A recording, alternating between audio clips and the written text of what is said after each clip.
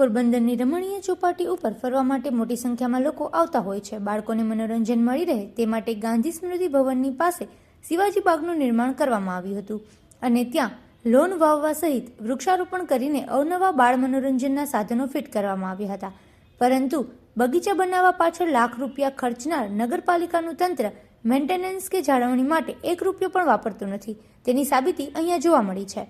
ચોકીદારના અભાવે બાળકોને બધા યુવક યુવતીઓએ બાળ મનોરંજનના સાધનોનો ઉપયોગ કરીને નિકંદન કાઢી નાખ્યું છે।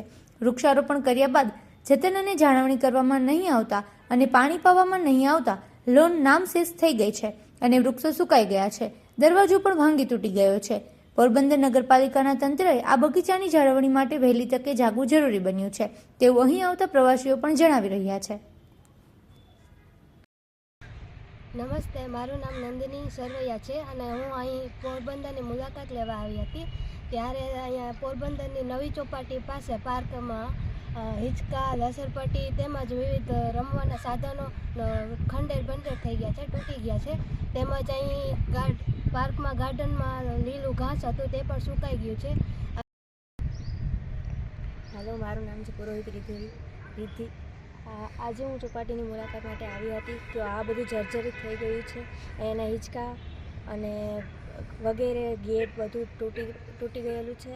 અને સ્મૃતિ ભવનની પાસે આવેલો આ શિવાજી બાગ છે કે જ્યાં મોટા પ્રમાણમાં બાળ મનોરંજનના સાધનો ફિટ કરવામાં આવ્યા હતા, લાખો રૂપિયાના ખર્ચે લોન વાવવામાં આવી હતી તથા વૃક્ષો વાવવામાં આવ્યા હતા, પરંતુ કમનસીબી એ છે કે તંત્ર તેની જાળવણી કરતું નથી। તેના અભાવે બાળ મનોરંજનના સાધનો છે તૂટી ફૂટી ગયા છે, કારણ કે અહીંયા જો ચોકીદારની વ્યવસ્થા હોત તો આવી પરિસ્થિતિનું નિર્માણ ના થયું હોત। તેવી જ રીતે ઘાસ છે એ સંપૂર્ણપણે સુકાઈ ગયું છે।